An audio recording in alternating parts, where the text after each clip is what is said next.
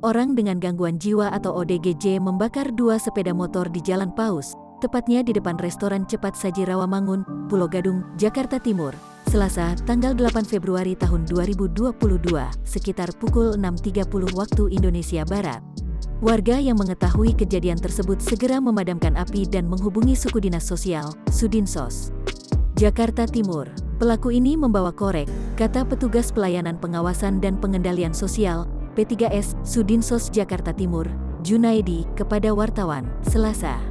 Menurut Junaidi, ODGJ tersebut bersikap agresif.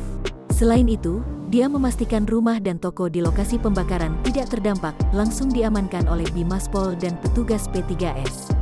ODGJ-nya agresif, ujar Junaidi. Hanya dua motor yang dibakar pelaku. Rumah dan toko di sebelahnya aman, tutur dia.